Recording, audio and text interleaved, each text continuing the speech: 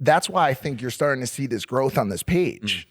Where it's starting to leak really well outside of the jet set and outside of the the upper echelon, because people are aspirational and people want to know about these places. So how do you stay true to the global elitists while also satisfying your new trickle in audience that kind of is getting kicks out of it but also likes to learn?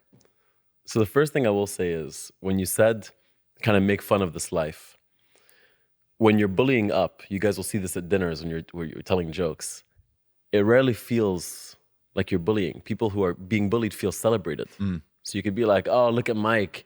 He's always getting the best shoes. He's like, oh, stop it. But but keep it coming.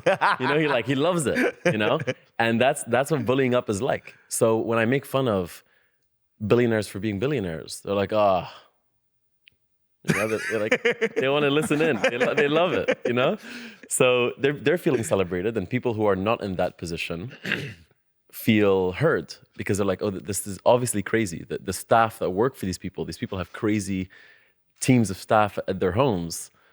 They love the content because finally someone's making fun of my boss. So there's this healthy trickle-down effect. I think that people either feel celebrated or feel heard. And it's a nice balance. Sorry, I'm laughing over here because you were talking about bullying at dinners. And I was thinking about Stad.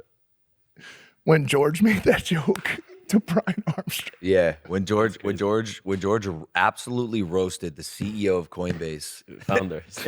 And George had no idea who he was. Did he say you have so much money and you can't buy hair? Is that what he said? He did not say that. Yes, he did. He really? And bro, they'd never even spoken.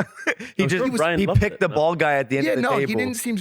Well, I don't know if he didn't really laugh at it, but I think it was a funny joke. It was a funny joke. Everyone else laughed it, so he might have been like, but it is that kind of you can bully up the rich people that you're making fun of or poking. You're not making. You're poking fun of the absurdity of their lifestyle, and objectively, it is absurd. For 99% of the world, their lifestyles are absurd, bro. Some of the things we saw when we were in Stad blew my mind. 100% absurd. It's not real life. Yeah.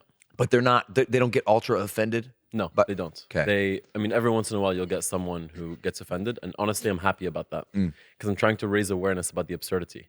Unfortunately, a lot of people watch the videos that are literally about them, and they're like, "Oh, haha, that's so not me."